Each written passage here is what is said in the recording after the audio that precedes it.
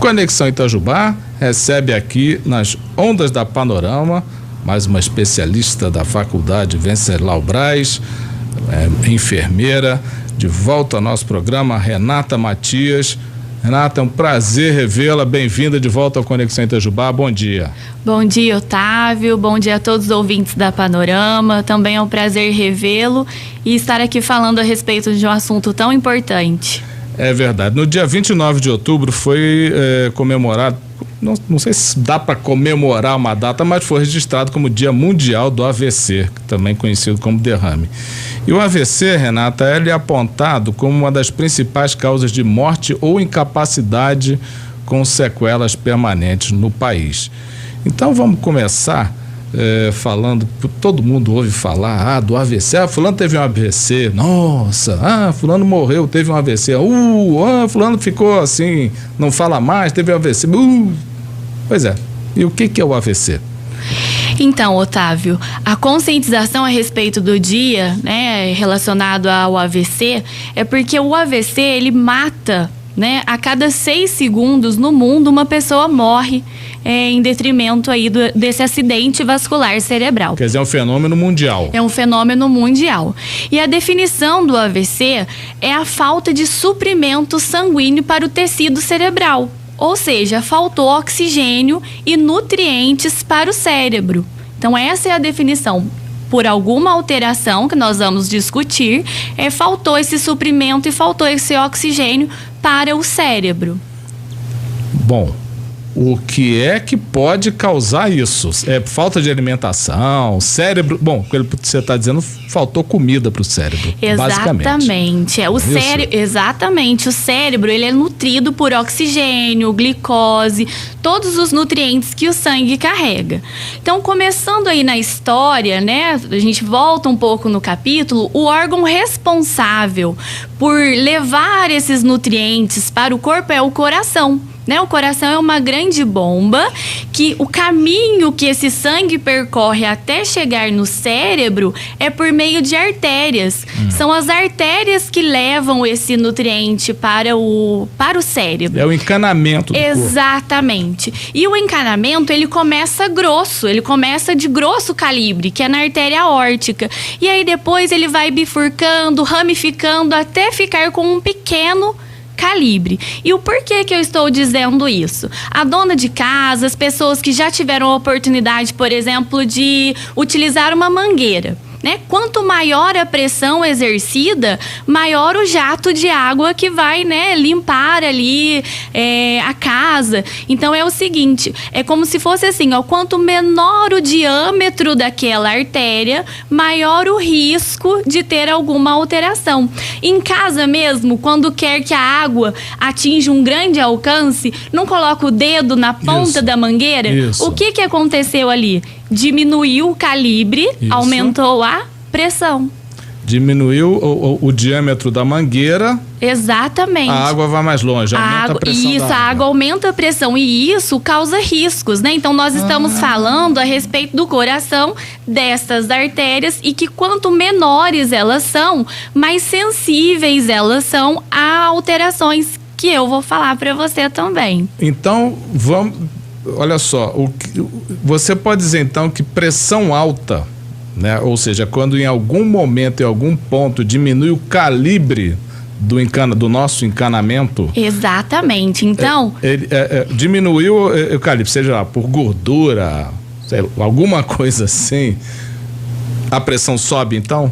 Exato. E essa pressão subindo, ela causa risco ao cérebro. Quer dizer, a qualquer parte do corpo. A qualquer parte do corpo. Em especial, né, o nosso assunto hoje é o tecido cerebral, que tem uma plena função, que comanda, né? Nós temos aí... o grande comandante, né? É o né, grande comandante do nosso corpo. E como nós estávamos falando a respeito da hipertensão...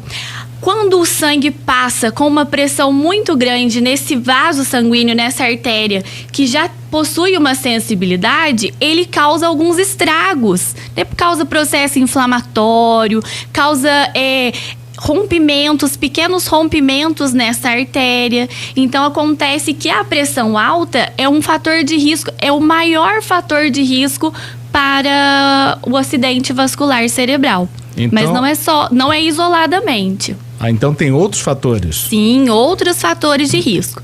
A começar, né, que às vezes as pessoas pensam que isso só acomete em idoso, né? Os fatores de riscos também são genéticos, né? A pessoa pode ter herdado dos seus familiares alterações nos genes que levam aí esse caminho, essa artéria, a possuir aí algumas alterações que propiciam aí o aparecimento ou essa condição aí de acidente vascular cerebral. Então, nesse caso genético, não existe uma faixa, tem uma faixa etária, uma faixa de idade preferencial? Não necessariamente. Quando essa alteração genética acomete-se tanto em jovens, idosos, não há uma faixa, mas geralmente é quando a pessoa ela já começa com a sua atividade produtiva, numa faixa etária entre os 40, 50 anos. Começa a ficar preocupado com a vida, né? Estressado. Exatamente. Então existe essa possibilidade de herdar geneticamente genes alterados, né, que comprometem aí a vasculatura, essas artérias que levam esse sangue tão importante. Há também fatores comportamentais, como a alimentação, que você já iniciou dizendo, né? Não então, vai dizer porque torresminho faz mal, hein? Não fala isso. Faz mal, exatamente. Pode falar que é verdade. Porque ele aumenta os níveis de triglicérides, os níveis de colesterol, que não são que não é a gordura ideal, né? LDL. Mas ele é tão gostoso. Exato. Mas o segredo da vida está no meio, no equilíbrio, né? Então a virtude está nesse equilíbrio. O que não se pode fazer é fazer isso um hábito na vida, né? Frequentemente exagerar, exato. Então há essa probabilidade genética, essa probabilidade aí das pessoas que têm colesterol alto, elas devem, né, ficar atentas em relação a isso. As pessoas que fumam, né, o cigarro, as propriedades do cigarro, elas agem diretamente nas artérias. Elas danificam as artérias. Porque as artérias do nosso corpo, elas têm plasticidade. Elas aumentam o diâmetro quando precisa e diminuem o diâmetro também quando há necessidade. E quando a pessoa fuma, ela perde essa capacidade de complacência das artérias, dela esticar quando há necessidade e diminuir também quando há necessidade. Então vamos aqui, voltando aqui ao exemplo da mangueira, minha querida dona de casa e você que trata do jardim da sua casa. Quando a mangueira resseca. Fica dura, aí você bate com a mangueira, ela não enverga, mas ela quebra. Ela quebra, não é isso? Vaza. Exatamente, começa a fazer fissura. É mais ou menos esse o exemplo? É mais ou menos esse exemplo, correto. Ela perde vamos chamar, a borrasticidade, ela perde a flexibilidade dela. Exato. Isso acontece então com os nossos encanamentos internos também? Exato, isso acontece, né? Então tem em relação à alimentação, em relação ao cigarro e também os jovens aí, né? O uso de substâncias psicoativas, né? Drogas, a cocaína. Álcool também? Álcool, maconha, né? Já tem estudos aí que o uso da maconha favorece aí a processos hipertensivos, a pessoa ficar com pressão alta por conta de uso de drogas. Então os jovens aí não estão isentos caso tenham esse comportamento de risco. Ser um usuário. Exato.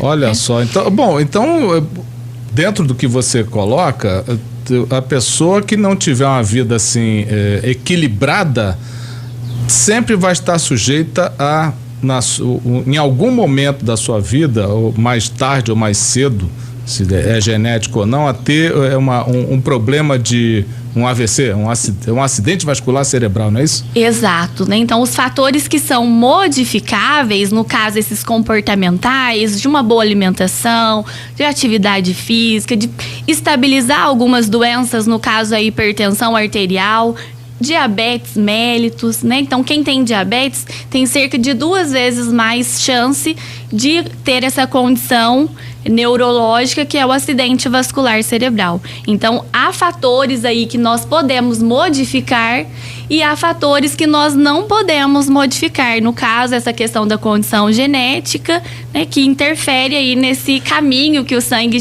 vai chegar até nesse órgão nosso que é nobre. Então vamos por parte. Vamos começar por quem não pode, tem um problema genético, ou seja, ele não tem como modificar, mas ele pode diminuir o risco? Sim, ele pode diminuir o risco, porque o conhecimento ele é importantíssimo. Se ele sabe que alguém da família já foi acometido por essa condição, é ideal que ele procure um atendimento antes mesmo de sentir qualquer sinal e sintoma, ainda jovem, para que faça os exames necessários, né? Um check-up, onde são feitos exames aí imprescindíveis para essa detecção precoce, antever esse problema. Então isso é possível? Isso é possível. Quais são os sintomas?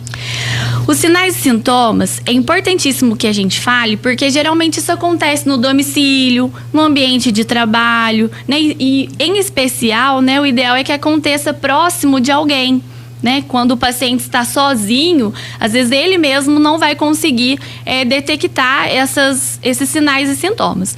Então vamos lá, começando de cima para baixo. Esse paciente, ele vai ter alteração visual, né? Então, ele pode ficar sem enxergar de um lado do olho, uma visão, perder realmente a visão, de repente, abruptamente. Olha. E a visão pode ficar tremida, também pode ficar embaçada, né? Então ele vai perder também o campo visual. Sabe quando a gente está olhando para frente, mas a gente consegue identificar o que tem dos nossos lados? A visão periférica. Exatamente. Ele perde essa visão periférica. Então é um sinal de alerta, né? Ó, alterou a minha visão. Outra alteração, a tontura. Esse paciente vai sentir tontura, mas não é uma tontura comum. Ele vai se desequilibrar e sempre vai ser acompanhado de náuseas e vômitos. Precisa ter esse conjunto.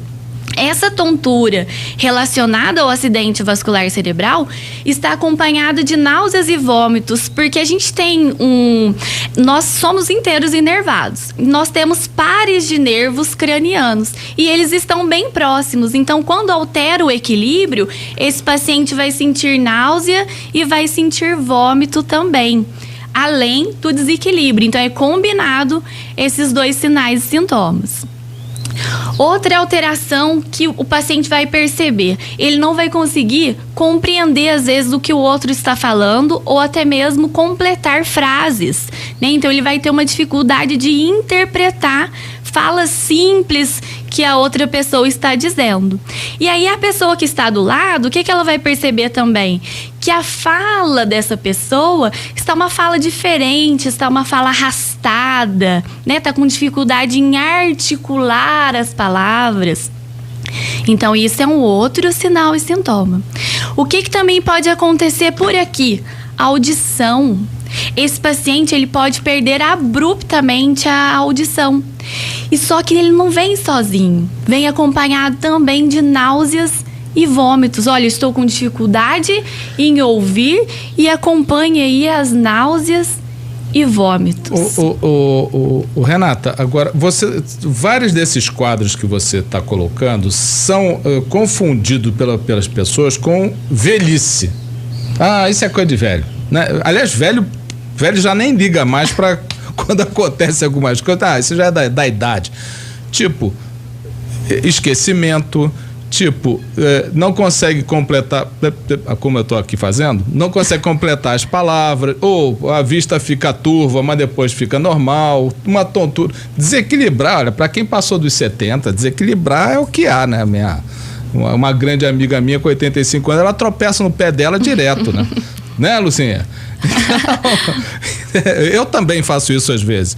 Mas como é que a pessoa vai saber se isso já é um sintoma de um possível AVC ou se isso não é uma coisa já da idade que avança? Exato, foi uma ótima pergunta, porque os sinais e sintomas, eles vêm combinados, né? Então, o que você está dizendo agora, geralmente são situações pontuais, sim, né? Por exemplo, agora, ao falar comigo, foi uma situação pontual, você recobrou a linha do raciocínio e a fala Não, mas prosseguiu. Aqui eu simulei, não vai pensar que... E a fala prosseguiu, né? Então, assim, são sinais e sintomas que você referiu que são pontuais. Esses são casados, são conjuntos, né? Por exemplo, o próximo sinal e sintoma que eu vou dizer é em relação à convulsão, né? Esse paciente, ele pode convulsionar, mas o que difere de uma convulsão comum, né? Que esse paciente, em muitas situações, ele pode vir a ser acometido. Difere que após a convulsão, ele tem um sono excessivo. Então, esses dois sinais combinados, convulsão e sono excessivo, já faz aí ligar esse alerta, né? Então, a convulsão, a fala. Outra coisa que é bastante notado na população é a boca que entorta, né? Esse entortamento da boca, porque uma musculatura que está no outro lado parou de receber estímulo, aí só o outro lado que está funcionando. Mas essa, vamos chamar esse entortamento da boca, já é um AVC ou pode ser um sintoma de que a pessoa venha a ter o AVC? Exato. Existem 3 tipos de AVC. Um tipo de AVC é o ataque isquêmico transitório. Então, isso pode também ser um sinal e sintoma que uma pessoa vá vir a sofrer um AVC. Um ET? Isso, é um ataque isquêmico transitório. É um acidente vascular isquêmico transitório. Transitório significa que ele passa. Que ele passa e reverte totalmente. A pessoa não fica com sequela. Não fica com sequela, mas só que esse ataque isquêmico, né, esse acidente vascular cerebral isquêmico transitório, ele já está dizendo, alerta, que né? É um alerta, é um sinal de alerta que há algo errado nesse organismo. Geralmente ele dura 5 minutos, às vezes até 1 hora, mas aí ele volta, a pessoa volta, recobra todas as funções sem nenhuma sequela. Fala normal, fala normal, processa o pensamento normal. Só que aí o que vai acontecer? Assim, já tem na literatura que há uma possibilidade de dentro das 24 horas esse paciente realmente sofrer um acidente vascular cerebral isquêmico propriamente dito, verdadeiro. É o verdadeiro. Exato. Não é mais o alerta. Ele tem um alerta 1 hora antes e em seguida... Mais pra frente isso pode vir aí a se agravar, né? Então, aí voltando um pouco nos sinais e sintomas, entortou a boca. O que pode acontecer também? Fraqueza muscular, né? Não tenho força nos músculos, não consigo levantar os meus braços, né? Isso pode acontecer tanto no membro superior, que são os braços, e também nos membros inferiores, que são as pernas, né? Isso pode acontecer em um lado ou em 2 lados, né? Então, quanto maior esses sinais e sintomas, mais exacerbados são, maior a gravidade desse acidente vascular cerebral. Então são vários. Agora, existe bom, são vários as formas de se saber isso. Agora, existe o acidente vascular cerebral que não avisa nada, ele de repente pá! Pega a pessoa? Abruptamente? Sim. Esse ataque, esse acidente vascular cerebral transitório, ele começa de forma insidiosa, de forma abrupta mesmo. Mas aquele definitivo? O AVC isquêmico também e o hemorrágico também. Todos eles, né, esses 3 tipos, eles aparecem de forma abrupta, né? Agora, se a pessoa não tem isso geneticamente... E de alguma forma, ela pode procurar, já fazer exames e verificar se ela tem algum problema. As pessoas que não têm esse problema genético, como elas podem, que causas podem levá-las a ter um ataque como esse? Olha, Otávio, como nós já falamos em relação aos fatores de risco que são modificáveis, né? Ela vai falar do torresminho de novo, gente. Vocês veem que eu estou tentando defender aqui o pessoal do churrasco.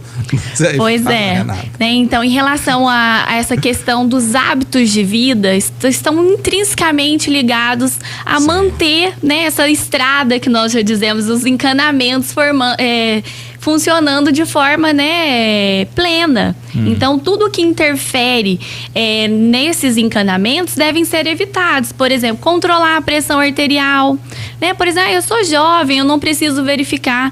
Precisa, né? Qual foi a última vez que você aferiu a sua pressão arterial? Qual foi a última vez que você verificou a sua glicemia capilar, né? Que é para verificar a quantidade de açúcar que tem no sangue. Como que tem sido a minha alimentação?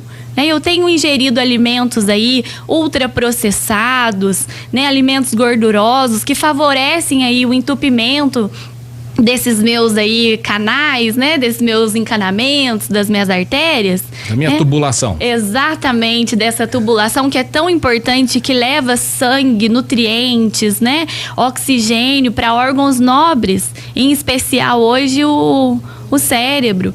Qual que é o meu hábito de vida? Eu fumo.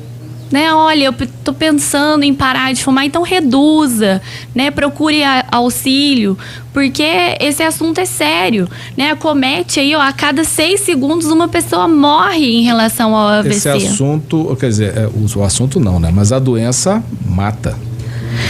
Ou então quase mata, Deixa a pessoa vegetando, Então, tem dados estatísticos em relação a isso, que é assim, se a pessoa ela tem um acidente vascular e se ela é atendida, nas primeiras horas após esses sinais e sintomas, há uma possibilidade muito grande de reversão ou minimizar as sequelas, Então, assim, se essa pessoa ela é atendida até 4h30 do início dos sinais e sintomas, há medicamentos que são extremamente potentes e eficazes para essa reversão desse quadro, Então, qual que é o objetivo principal? É não deixar que o neurônio morra.